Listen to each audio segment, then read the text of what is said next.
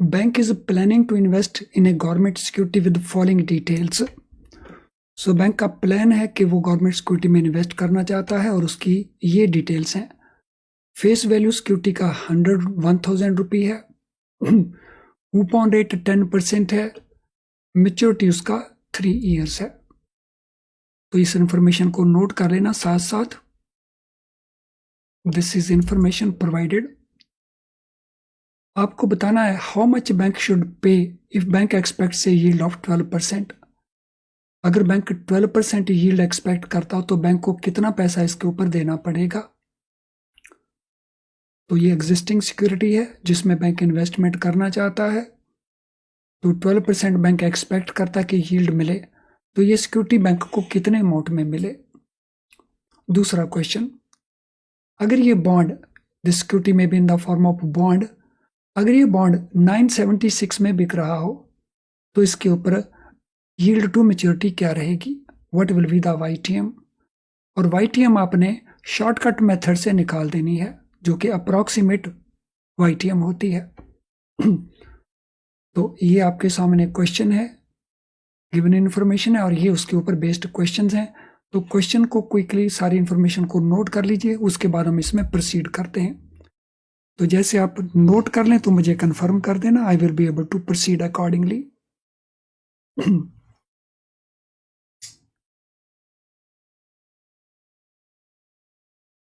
yes, quickly note it down and then confirm to me.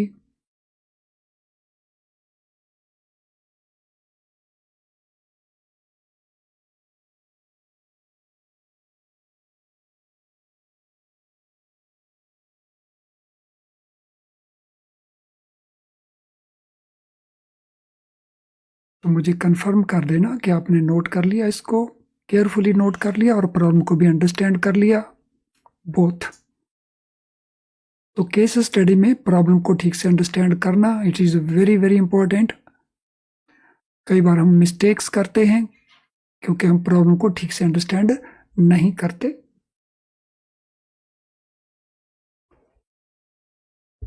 Yes कर दीजिए confirm. 2-3 students they have confirmed it. So बाकी students से मैं wait कर रहा हूँ कंफर्मेशन.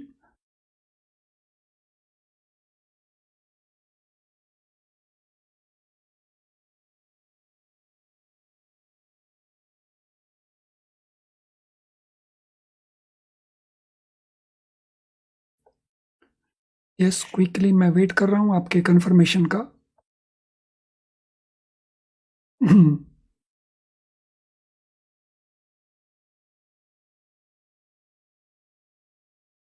चलिए अब आप मुझे बताएंगे फर्स्ट ऑफ ऑल कि प्रॉब्लम नंबर 1 जो दिया हुआ है, this problem what we are suppose to do, इसमें हमें क्या करना होगा. सो बैंक 12% की यील्ड एक्सपेक्ट कर रहा है तो बैंक को कितना पैसा इसके ऊपर पे करना पड़ेगा. तो इसके लिए हम क्या करेंगे, for this what we will do. तो ये पहला क्वेश्चन हमारे लिए, what we have to do. Yes बता दीजिए what we have to do.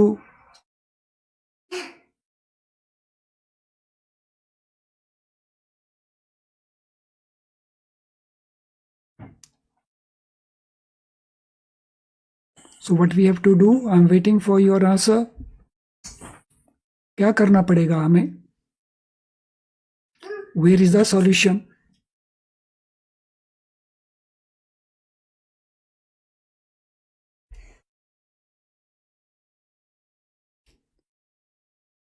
So इसका solution होगा we have to calculate present value of the bond. तो इसके लिए हम present value of bond calculate करेंगे जो बॉन्ड वैल्यूएशन में हम करते हैं. तो चलिए शुरू करते हैं. Present value of bond calculate करने के लिए what we have to do. तो हमारे पास 2-3 मेथड्स होते हैं वैल्यूएशन करने के. अगर हमारे पास रेडीमेड टेबल्स हों, एनुटी के टेबल्स और डिस्काउंटेड वैल्यू टेबल्स, तो हम उनको यूज कर लेते हैं. अदरवाइज थ्रू फार्मूला इनकी कैलकुलेशन हमें करनी पड़ती है. तो यहाँ पे हमारे पास वैल्यू टेबल्स नहीं है तो यहाँ पे हम इनकी कैलकुलेशन करेंगे। सो चलिए कैलकुलेशन शुरू करते हैं। तो पहले डिटरमिन कर लेते हैं कूपन अमाउंट कितना है। 1000 फेस वैल्यू है, कूपन रेट 10% है, तो 1000 का 10%, सो 100 इज द कूपन अमाउंट। ये कूपन अमाउंट है। तो coupon amount 1000 into 10%, so this comes to 100. Now second important point है कि जो हमने प्रेजेंट वैल्यू कैलकुलेट करना है उसके लिए हम 10% को लेंगे या 12% को लेंगे। तो डिस्काउंट रेट हम लेंगे 12%। तो जो एक्सपेक्टेड यील्ड है ये हमारा डिस्काउंट रेट बनेगा पर calculation of the cash flows, present value calculate करने के लिए। तो price bank will have to pay, उसको कैसे कैलकुलेट करेंगे वही हम शुरू कर रहे हैं। तो प्रेजेंट वैल्यू ऑफ बॉन्ड हमने कैलकुलेट करना है।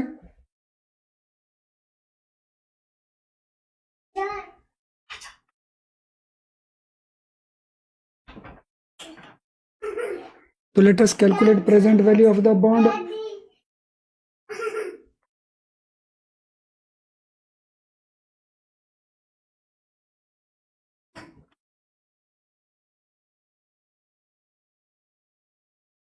सो this is how we make the calculation. तो ये हम कैलकुलेशन कर रहे हैं।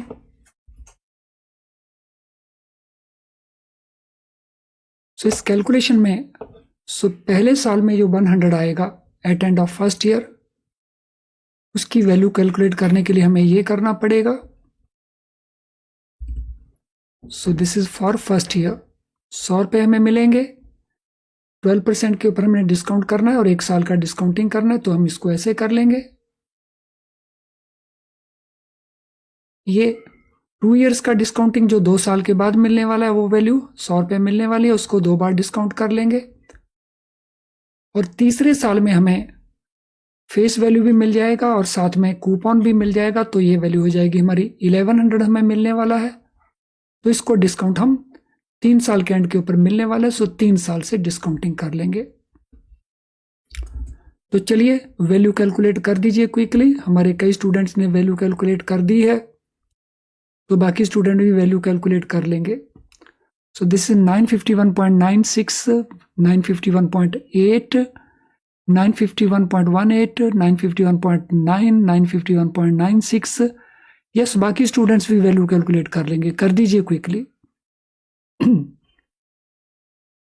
सो इसको सॉल्व कर देंगे, जो मैंने यहां पे लिखा हुआ है इसको सॉल्व कर देंगे तो ये वैल्यू कैलकुलेशंस हो जाएंगी।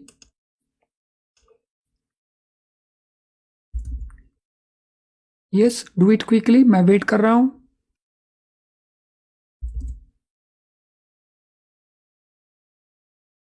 तो इसकी वैल्यू फर्स्ट पार्ट की ये आ गई।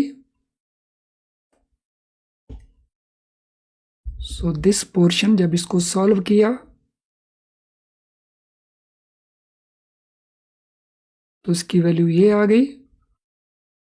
सेकंड पोर्शन जब हमने सॉल्व किया तो इसकी वैल्यू ये आ गई। और थर्ड पोर्शन को जब हमने सॉल्व किया तो इसकी वैल्यू ये आ गई। तो टोटल हमने लगाया 951.97। तो ये हमारी प्रेजेंट वैल्यू ऑफ बॉन्ड आ गई। तो बैंक को इतना पैसा पे करना पड़ेगा पर बॉन्ड। और कई सारे स्टूडेंट ने सही आंसर निकाल दिया है। किसी को कोई क्वेश्चन पूछना है इसके ऊपर तो क्वेश्चन पूछ लीजिए। If anyone having any question you may ask any question.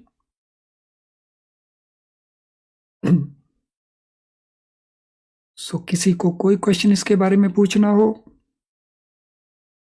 You can ask any question, otherwise type कर देंगे नो क्वेश्चन। तो हमारे कई स्टूडेंट ने सही आंसर निकाल दिया है। बाकी सारे स्टूडेंट देख लेंगे इस एक्सप्लेनेशन को, पूरा सॉल्यूशन आपको दिया है।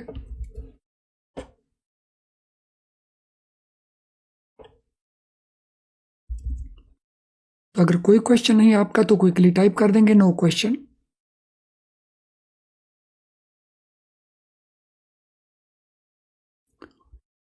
और दूसरे पोर्शन में हमने क्या करना है, what we have to do in the second part.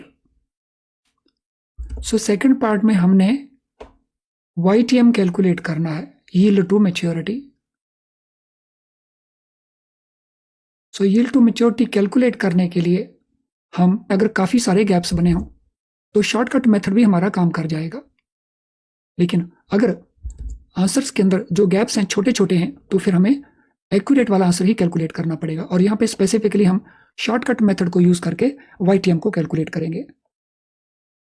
तो चलिए, calculation of approximate YTM with shortcut method. तो पहले तो इसका फार्मूला नोट कर लेंगे। इसका फार्मूला क्या है, तो ये इसका फार्मूला है, यहाँ पे फार्मूला इसका दिया हुआ है, इस फार्मूले को नोट कर लेंगे।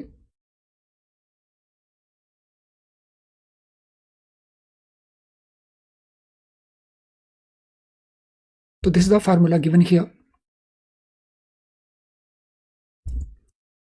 So YTM is equal to C. C means cash flow, annuity का amount. So face value minus price, दोनों को ऐड करके डिवाइड कर देंगे बाई 2n, और नीचे फेस वैल्यू प्लस प्राइस, दोनों को ऐड करके डिवाइड कर देंगे बाई 2। तो यहाँ पे माइनस करना है, हमने एडजस्ट करना है, माइनस करना है, यहाँ पे प्लस करना है, और यहाँ पे हमने इसकी एवरेज कैलकुलेट करनी है। और ये हमारे पास n means number of years बन जाएगा, टाइम पीरियड कितना है हमारे पास, तो वो बन जाएंगे। तो इसकी कैलकुलेशन कर दीजिए। So let us do the calculation and we will get the YTM। We will get YTM। तो YTM हमें मिल जाएगा। यस, कर दीजिए कैलकुलेशन।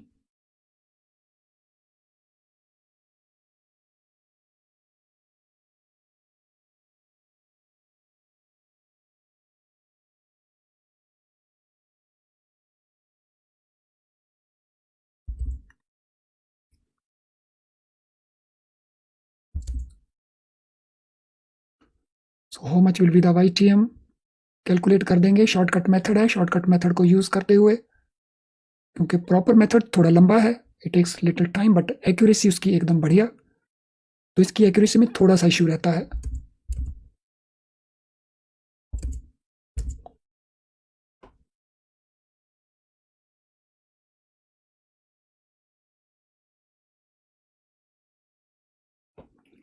यस, मैं वेट कर रहा हूं।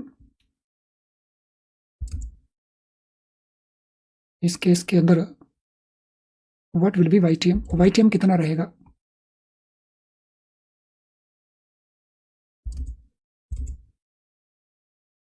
तो आंसर दिया गया है 100.81, 102.42, 100.81, 100.81, 100.81, 100.81, 10.93।